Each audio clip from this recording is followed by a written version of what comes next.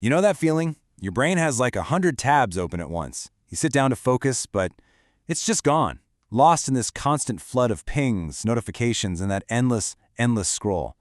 Well, you are definitely not alone. It really feels like we're living through a full-blown distraction epidemic. So, the big question is, why? Why can't we focus anymore? Is this just, a feeling we all have, or is there something real, something deeper going on here?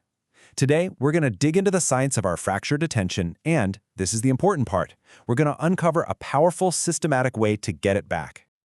All right, first up, let's look at the evidence. Because it turns out our phones aren't just a simple distraction. They might actually be changing the way we think on a neurological level. And this isn't just speculation. A really fascinating study from 2024 put this whole idea under the microscope. And the title, well, it says it all. Swiping more, thinking less. It shows it's not just about the content we're consuming, but the way we're consuming it. And here's the kicker from that study.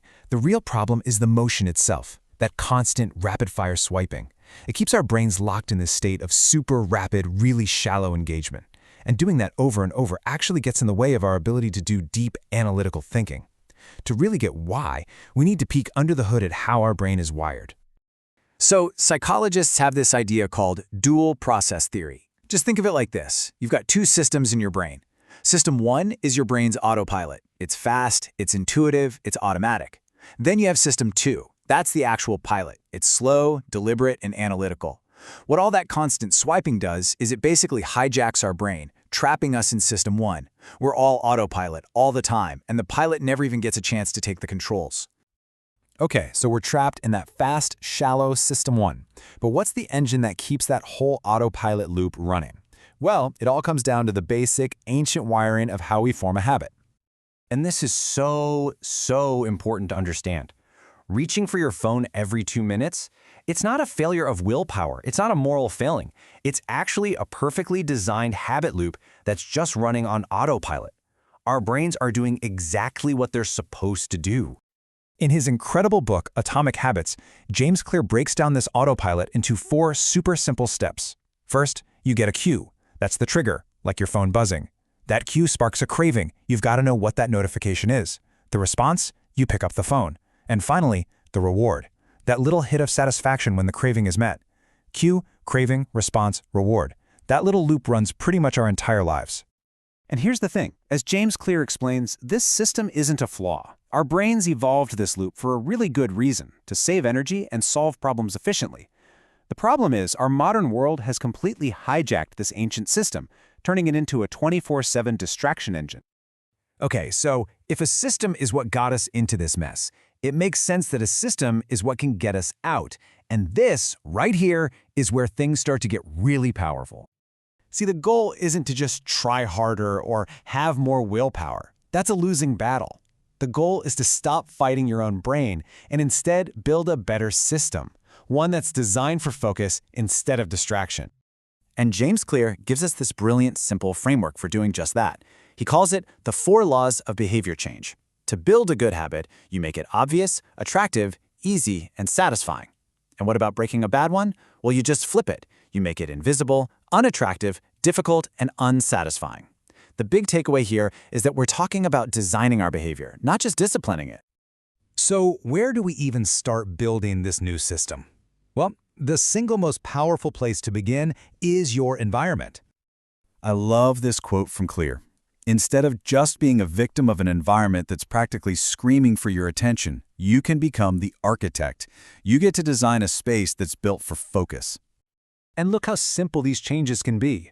They are perfect examples of making those distractions invisible and difficult. Putting your phone in another room, that's the ultimate make it invisible. Deleting the social media apps from your phone, that creates friction. It makes checking them more difficult. These small tweaks start to systematically dismantle that distraction loop. But our environment isn't just physical, it's also mental. Research has shown just how powerful creating clear mental boundaries can be. This model here shows how these simple little routines of detaching from home life and then reattaching to your work can have a direct, measurable impact on your progress every single day. So even if you work from home, you can create a mental commute. It's simple. Before you start your day, take just a minute to mentally detach from home. Maybe write down the chores or worries you'll deal with later. Then you intentionally reattach to work by thinking through your goals for the day. It's a tiny routine that primes your brain for focus. All right, our next big strategy for building a system of focus is all about making good habits ridiculously easy to start. This brings us to James Clear's third law, make it easy. And my absolute favorite tool for this, the 2-minute rule. The idea here is to just shrink any habit you want to build down to something that takes less than 2 minutes. So the goal isn't read a chapter, it's just open the book. It's not do a 30-minute yoga session, it's roll out the mat. You make starting so incredibly easy that you literally can't say no. Okay, so we've talked about the system, we've talked about the practical tools. That brings us to our final part. And honestly, this is the layer that makes the change actually stick. It's all about identity. This quote, this is really the heart of it all. Goals are great. They give us a direction to point ourselves in, but it's the systems we build that actually determine our results day in and day out. The most profound shift you can make is when you stop focusing on outcomes, like finishing a project, and start focusing on your identity. The goal isn't just to do focused work. The goal is to become a focused person. And I want you to think about it this way. Every single action you take is like a vote for the type of person you want to become. So every time you put your phone in another room to get some work done, you are casting a vote for, I am a focused person. And you don't have to be perfect. You just need to win the majority of the votes, most days. So, in the end, focus isn't something you have, it's something you do.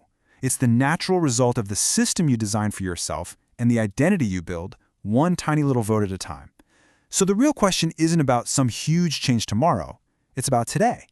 What's the first tiny vote you can cast to start building that system for yourself?